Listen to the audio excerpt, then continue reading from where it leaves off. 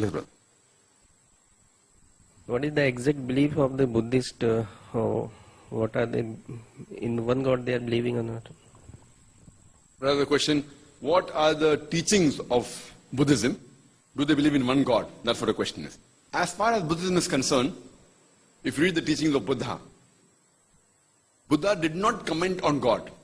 Buddhism is an agnostic religion.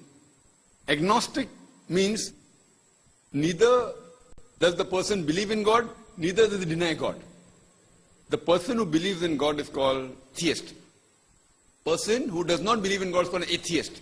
But a person who's quiet, is silent on the existence of God, neither does he say there is God, neither does he say there is no God, he's called an agnostic. And Buddhism is an agnostic religion. And the scholars of Buddhism, they say that Buddha did not comment on God because when he came, polytheism was very much prevalent. And he thought that if he spoke about the oneness of Almighty God, people would not accept him. That's the reason he was silent. Neither did he say there was God, neither did he say there was no God. So he was quiet.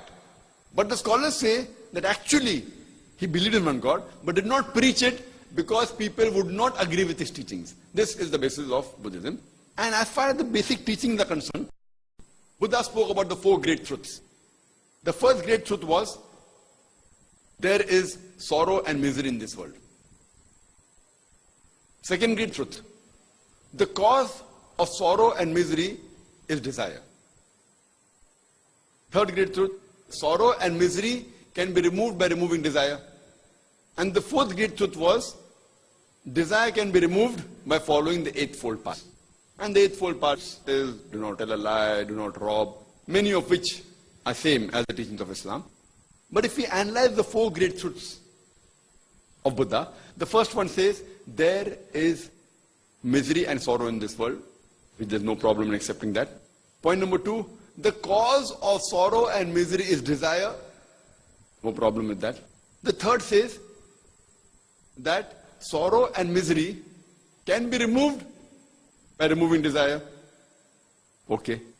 And the last one says that desire can be removed by following the eightfold paths. Now if we follow all these 4 truths, if we analyze, the last 2 truths, they're contradicting. The third truth says that sorrow and misery can be removed by removing desire. And the fourth one says that desire can be removed by following the eightfold path. Now once we follow the third great truth, that sorrow and misery can be removed by removing desire. Now once we remove desire, the fourth great truth says that desire can be removed by following the eightfold paths. To follow the eightfold paths, you should have a desire. So the moment you have a desire to follow eightfold path, where is the question of removing desire? So it's contradicting. If you analyze it with logic, the third great truth says that sorrow and misery can be removed by removing desire. Okay, fine, we remove desire.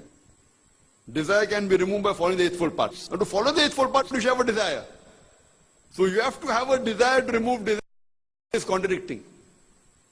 So therefore, if we analyze analytically, logically, these 4 great truths cannot stand on its own. But many of the teachings of Buddha match with Islam. What matches, we agree. Come to common terms as we send you. Buddha even prophesied the coming of the last and final messenger, the Maitri. And I've given a talk, Muhammad Sallallahu Alaihi Wasallam, in the various world religious scriptures. And there I've described in detail about he saying that there's a Maitri to come. And the Maitri, what he mentions, refers to no one but the last and final messenger, Prophet Muhammad Sallallahu Alaihi Wasallam. Hope that answers the question. Wa akhir da'wana alhamdulillahi rabbil alamin.